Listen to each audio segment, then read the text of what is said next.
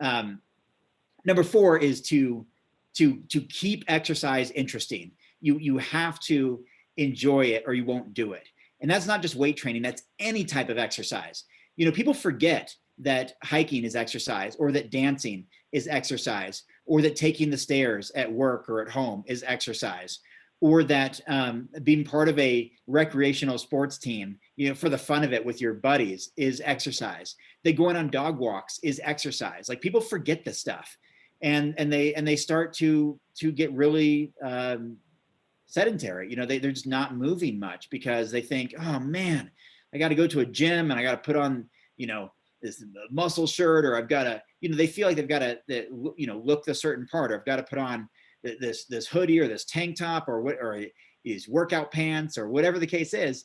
No, I mean, it can be anything that you enjoy. And the more enjoyment you find in exercise, the more you're going to do it. For example, there's a lot of things that I don't like, you know, certain types of exercise. And if that was, you know, if that was all I knew, you know, if let's say swimming was like, that's what you're supposed to do. You got to go swim, but you know, that's not really my thing. I don't like swimming.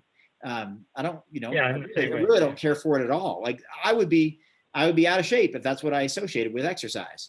right. Or if in the gym they said, man, you got to do lunges and you got to do pull-ups. Those are the two things. Like, man, forget it. I'm out of here, because I don't want to do lunges and I don't want to do pull-ups. There's a lot of other things I like doing similar. I like doing leg curls. I did a lot of them yesterday, including some pretty heavy ones. I did leg curls, and I you know, do lat pull downs and other types of pull downs. But I'm like, what I mean is that you can't just feel isolated that exercise means, you know, putting on spandex and riding a bike for 100 miles, because you're not going to do that. You got to find what makes you tick, what resonates with you. And I just even have to share a funny story while you were talking about that.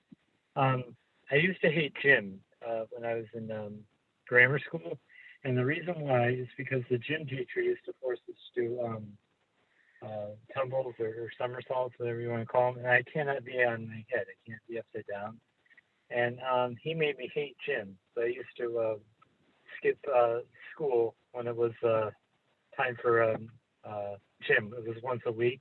This was when I was in my third grade, and you can't push somebody to do something that they really don't like to do. So I think you're absolutely right. You have to enjoy it.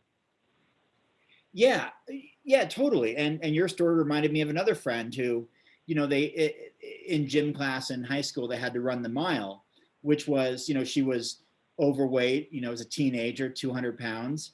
And it was just really, for her, it was really humiliating, you know, she was last place. People were basically walking faster, and she's never wanted to do that type of cardiovascular exercise ever since.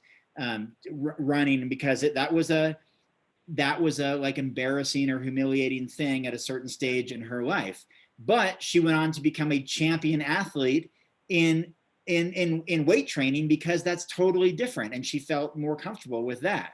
Right. And that's Yep. true for so many people. And also, let's face it, some of us are built differently. Some of us are built like rugby players or football players or power lifters, and some of us are built like long distance runners or endurance Exactly. athletes or basketball players. Like, we're you know, some sports are just going to come so much more naturally to us, or some forms of Exactly. exercise. Like, Absolutely. I could, growing up, I could go run for 10, 15 miles at a time, no problem. You know, I ran, you know, 20 miles in a day, no problem. I was a long distance runner. That's what I did. I could run a mile and, you know, really, really fast, you know, in 5 minutes.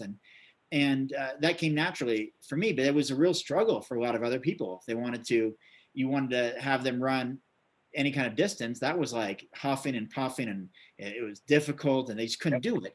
Just like I couldn't go out there and play tackle football. I wasn't built for that. I would have been broken in half in 5 seconds, even if I had passion for it.